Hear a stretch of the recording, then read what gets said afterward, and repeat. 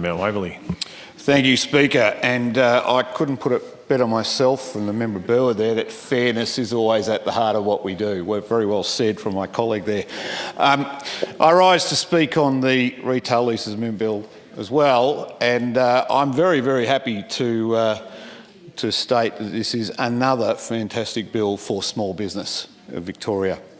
It's an important bill that will make things clearer and easier for small business owners. And once again, we see that Andrew's Labor government is looking out for business and fairness for business operators. And this bill has two main purposes, which I will expand upon, but simply put, it makes life a little simpler for businesses when they're negotiating their leases. And this bill may not be as groundbreaking as the wage theft bill that we've been debating this week, but it is an important improvement nonetheless to the Retail Leases Bill of 2003 and the Building Act of 1993. So I would like to especially thank the Minister for Small Business and his staff and advisors and the many boffins who work in the area for bringing this bill to the House. Now, I'm glad to see the member for Morning at the table there, because I do disagree that there hasn't been any bills. I think his words were, this is the first small business bill. I don't agree with that. And I think I've mentioned the small business benefits for many, many bills over the last 18 months. So we will probably agree to disagree on that one. The changes included here clarify that landlords can pass on the cost of repairs and maintenance for essential safety measures to tenants as outgoings, fire hydrants, sprinklers, etc., etc.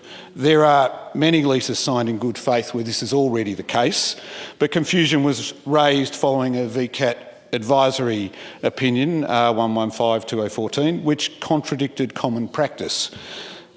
This bill resolves this confusion and allows the status quo of industry practice to continue by amending the Retail Leases Act of 2003 and the Building Act of 1993. This bill also improves the leasing practice for Victorian retailers by amending the Retail Leases Act to deal with common timing issues between retailers and landlords in regard to signing leases. And similarly to the member for Burwood, over the years I have signed a number of leases myself, and for the most part my landlords were also good to deal with and we acted in good faith. We were able to negotiate any differences and then find a way through and live with them. But this isn't always the case for others.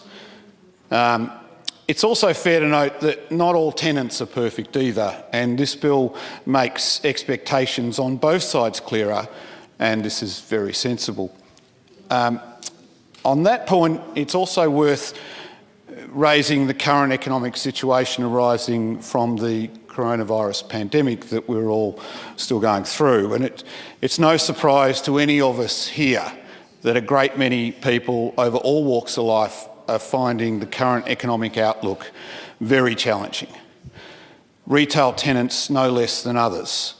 I've had many conversations over the last few months with tenants and landlords alike, calling to, especially around the time that the Prime Minister announced the moratorium on evictions, looking for detail.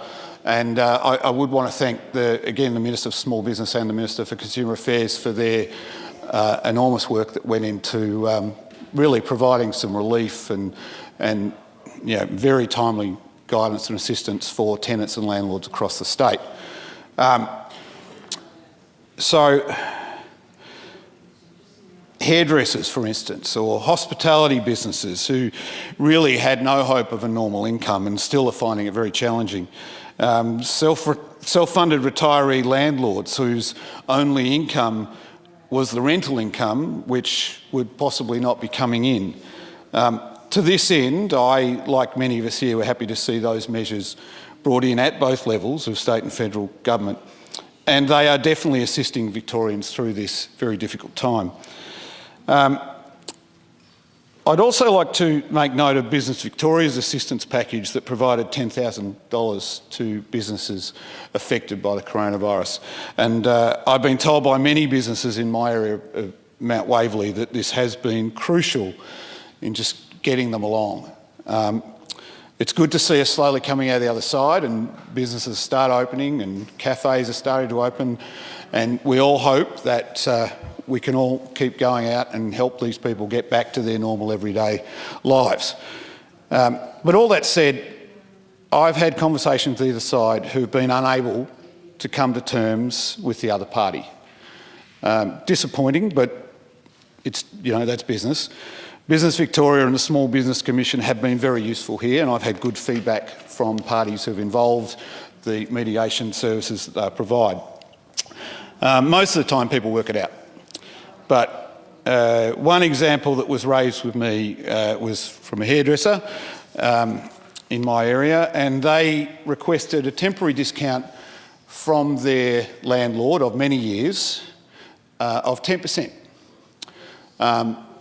Their clientele were trying, but really they weren't getting anywhere near the amount of revenue. But they'd worked out that if their rent dropped by 10%, I think they were getting JobKeeper as well, that would be enough to get them by.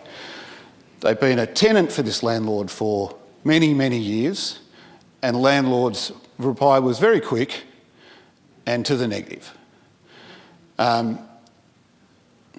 In these situations, it really is surprising. And I'm not just picking on landlords, because it's not always them, and sometimes tenants were difficult as well. But it is very disappointing to know that whilst most of us are trying to do the right thing and get us all through, there are some who don't play ball. So this bill clarifies and clearly sets out the lease obligations prior to the period where the tenant must decide on renewing the option of a lease. And previously a tenant was obliged to take up an option to renew the lease prior to a market review being undertaken, and the tenant understanding what costs they would be up for when the lease was renewed. And in practice, and I've been in this position myself over the years, the business owner has to presume that when the rent increase comes in, they can afford it. Now, if you're signing up for a new lease in a new business and you're thinking, well, 2 years ahead, am I even going to be here? And you new lease, you probably know the price. But if you go for that first option and it's another 2 years, you think, well, is it 2.5? Is it CPI? Are they going to throw something else at me? It makes it very, very difficult. Now, if you're in a bigger business, you might be signing 5 years or something similar. So I think it's fairly sensible that you have all the information available to you when you have to make that decision to sign on the dotted line, given that you're up for it for a number of years. So another change to the acts that this amendment takes is that it seeks to address the matter of security deposits at the end of a lease. And the Victorian Small Business Commission reported in 2018 and 19 that 1 in 8 disputes under the Act were around security deposits. And currently, and before this bill is in place, a landlord must return a security deposit as soon as practicable. Well, that could be a very long time depending on the landlord in question. So this amendment introduces a time limit on return of security deposits, requiring landlords to return security deposits, whether it be bonds or bank guarantees, within 30 days after the lease ends. Now, obviously, if there are repairs or something or disputes on things at the end of the lease, they would be included. But I think 30 days is very, very sensible. This bill is another example of fairness between business parties for small business. Landlords are business people, tenants are business people. So having a sense of equity for them that states out without jumping in the middle of their negotiations makes sense. If I can refer to the member for Essendon who pointed out business doesn't want government intervention, and I agree with that. In my years of business, I would have said, give me a set of rules, let me understand them, make them clear, fair, equitable, now get out of my way and let me do my job. And so this bill assists in that process, and I commend the bill to the House.